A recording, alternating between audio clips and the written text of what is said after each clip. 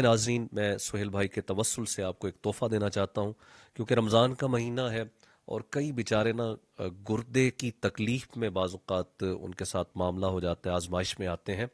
تو میں آپ کو ایک عمل بتا رہا ہوں، کسی بھائی کا بہن کا فائدہ ہوگا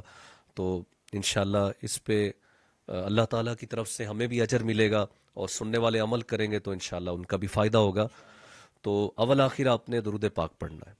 درود پاک تو جو بھی آپ نیک کام کریں، وظیفہ کریں، اس سے پہلے لازمی ہے۔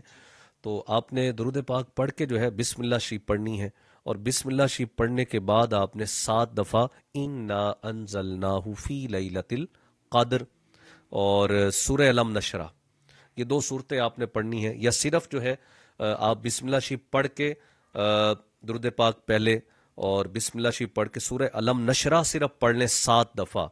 اور بعد میں درود پاک پڑھیں تو یہ بھی کافی ہے، اور یہ زیادہ بہتر ہے سورہ علم نشرہ گردے کے مریض کے لیے۔ تو 7 دفعہ پڑھیں اور اس کے بعد دم کریں پانی پر اپنے جسم پر، انشاءاللہ گردے کی بیماری ختم ہو جائے گی انشاءاللہ۔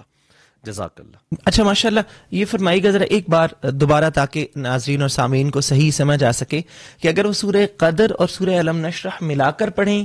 تو تب بھی 7 مرتبہ ہی پڑھیں گے؟ جی، 7 اور اگر صرف علم نشرح پڑھیں وہ اکیلی 7 دفعہ، تو بھی صرف 7 مرتبہ، یعنی شروع میں درود پاک پڑھیں، پھر بسم اللہ الرحمن الرحیم۔ بہتر ہے کہ سورہ قدر اور سورہ علم نشرح ملا کر پڑھیں، بصورت دیگر صرف علم نشرح 7 مرتبہ، پھر درود پاک پڑھیں، اور یہ پڑھ کر پانی پر دم کر دیں اور وہ پئیں، اس جگہ پہ بھی ہاتھ پہ بھی دم کر کے آپ